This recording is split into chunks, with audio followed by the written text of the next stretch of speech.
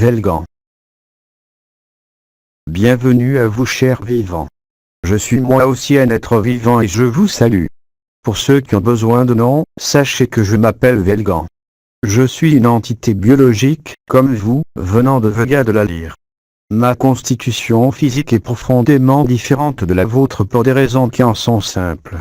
Je n'ai absolument pas suivi, comme les miens, le schéma évolutif qui est le vôtre. En particulier, au niveau de ma structure biologique.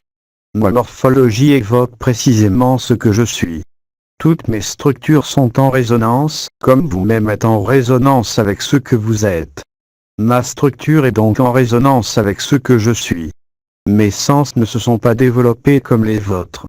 Le sens le plus important, chez ceux de ma race, sont la vue et l'onde télépathique par laquelle je m'exprime par l'intermédiaire de ce canal. Nos yeux sont donc immenses et ne laissent pas de blanc apparaître. Il n'y a point de nez car nous n'avons pas développé, juste ce qu'il faut dirais-je, notre cerveau reptilien, juste pour maintenir un minimum de vie dans cette forme biologique. Les oreilles, non plus, n'ont pas de raison d'être. La bouche sert juste à moduler certains sons, dans certaines circonstances, qui ne vous concernent pas. Le système solaire dont je suis originaire n'a pas eu besoin de l'influence de cette planète comme dans votre système solaire.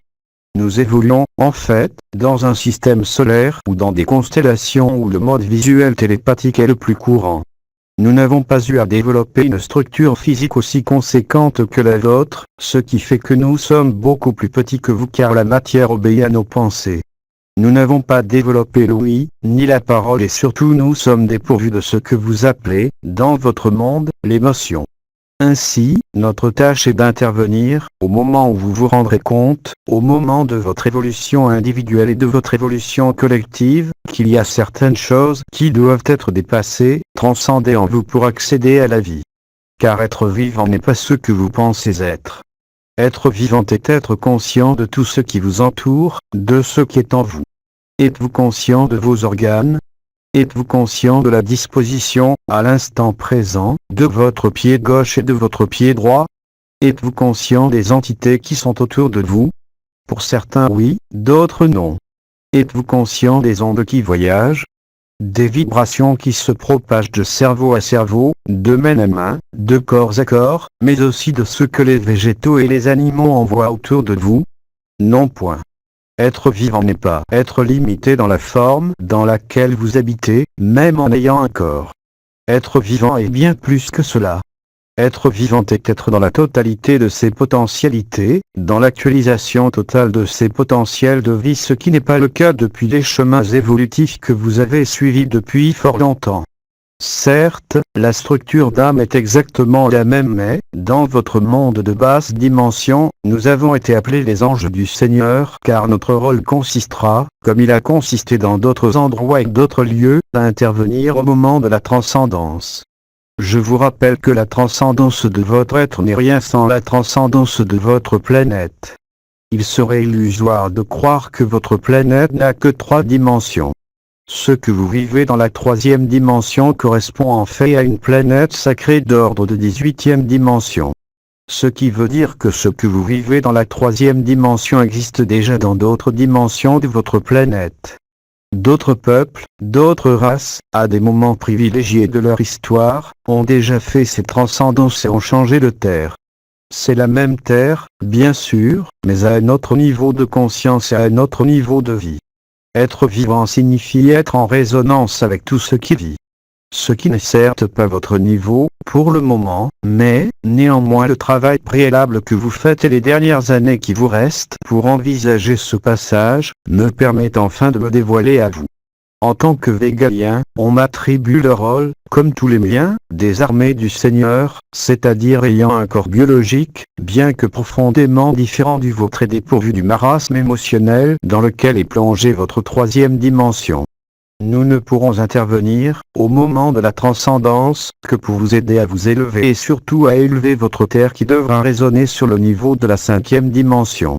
Mais au niveau de l'attitude d'esprit préalable à l'accession de cette cinquième dimension, il est indispensable de comprendre certaines choses, de les comprendre, mais aussi de les actualiser, de les vivre, à chaque instant qui fait votre vie, à chaque souffle de votre inspire et de votre expire, sinon il serait vain de franchir ces portes.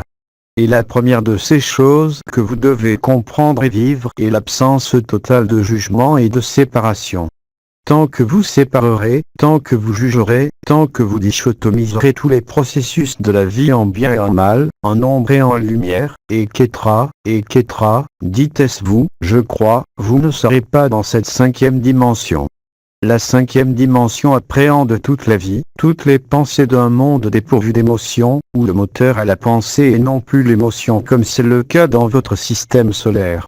Parvenir en cet état dimensionnel expansé nécessite d'abandonner tout processus de jugement, tout processus d'appropriation, tout processus d'ego, tel que vous le définissez. Passer dans la vie, passer dans le vivant, nécessite de ne plus faire de distanciation entre ce que vous êtes et ce qu'est la vie. Les éléments les plus importants à franchir sont premièrement la peur, deuxièmement tout attachement à une forme de passé, à ce que vous appelez votre passé si cher, à ce que vous appelez vos parents, vos habitudes, vos modes d'alimentation. Tout ce qui vous entraîne dans ce que vous appelez l'habitude, tout ce qui vous entraîne dans l'expérience et le renouvellement interminable, dirais-je, de vos expériences. Vous ne pouvez rentrer dans cet état dimensionnel qu'en étant prêt à lâcher prise, totalement, à ce que vous étiez encore hier. À pénétrer nu dans cette lumière multidimensionnelle, à pénétrer sans entrave et sans poids surtout, en état de légèreté, en état de fluidité, en état de totale résonance avec le vivant. Or le vivant ne fait pas la distinction, ne sépare jamais, mais inclut, dépasse, transcende et fusionne, en permanence, les expériences qui se présentent. À partir du moment où votre cerveau fonctionne encore sur ce mode de distanciation et de séparation, à partir du moment où votre cerveau continue à être dans le jugement de tout ce qui se passe, de tout ce qui arrive, vous n'êtes pas prêt à franchir la dernière porte.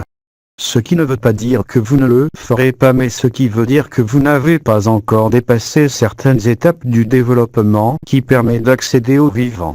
Être vivant et être en vie dans le vivant correspond à un état de conscience, effectivement, pour nous qui n'avons pas eu à affronter le marasme dans lequel vous vivez, à un facteur très riche d'enseignement, mais, je dois l'avouer, aussi limitant.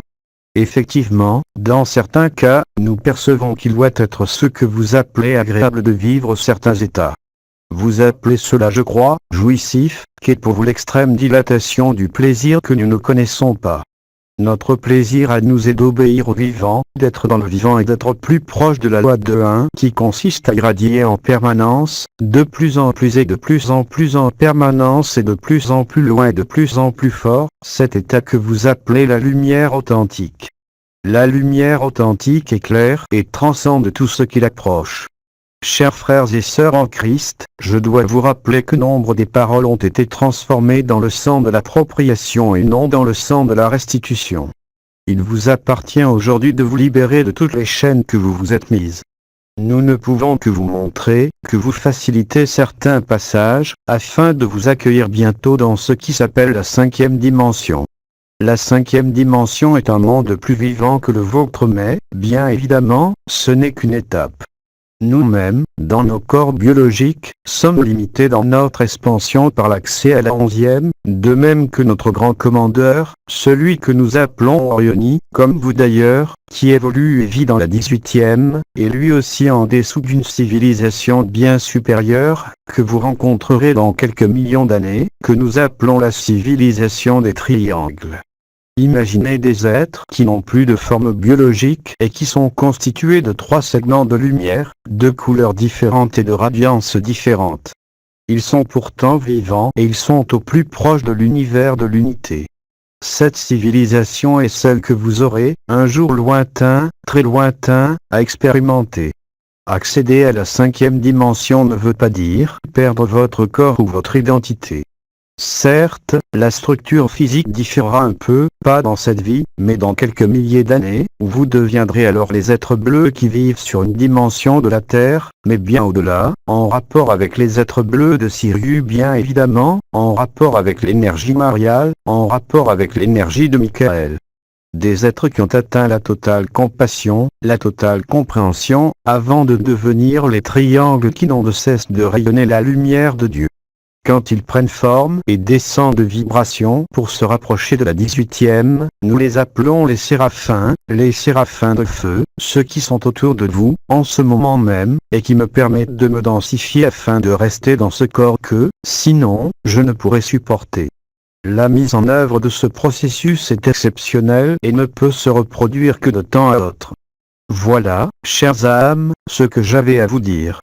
Retenez bien que la première des leçons se situe dans votre comportement, dans votre attitude et dans chaque geste de votre vie, dans chaque regard que vous portez sur les choses, dans chaque relation que vous établissez avec un autre être humain, avec un autre végétal, avec un autre animal et avec un insecte. Quand vous passez dans la 5e dimension et que vous abandonnez le jugement, la séparation et la distanciation, vous rentrez totalement dans la synchronicité la plus totale de la vie, où tout ce qui se passe, se fait, sans aucune résistance. À partir du moment où il y a résistance, il y a lutte, il y a opposition et il y a ego. Toute lutte, toute résistance, appartient au monde de l'ego et l'ego n'a pas de place dans ce que nous appelons, comme vous, la 5e dimension. Certes, je suis une entité individualisée. Certes, il y a d'autres entités individualisées, mais nous ne sommes pas séparés. Dans mon mode de fonctionnement habituel, je suis moi mais je suis aussi tous les autres, je suis aussi toutes les vibrations. Je maintiens uniquement cette forme par rapport à la mission qui m'a été assignée voilà bien longtemps par le grand commandeur. Nous respectons la mission qui nous est assignée en totale liberté, en totale confiance, car nous apercevons ce qu'il y a au-dessus. Le sang du sacrifice prend ici tout son sens, dirais-je. N'oubliez pas, chères âmes, que le travail que vous faites aujourd'hui est destiné à vous faire parvenir au seuil de quelque chose de très grand, mais que si vous n'avez pas l'attitude d'esprit, le comportement en rapport avec cette dimension que vous voulez explorer, pénétrer, dans laquelle vous voulez être vivant, le niveau d'énergie que vous aurez atteint ne suffira pas, à lui seul. Il s'agit d'un seuil de conscience et aussi d'un seuil de comportement. Voilà la grande leçon que je voulais vous donner par rapport au travail que vous allez continuer à effectuer. Voilà, chers frères et sœurs, ce que je voulais vous transmettre. Et je vous dis à très bientôt, en d'autres espaces et en d'autres lieux. Autre dimension. 27 juin 2005.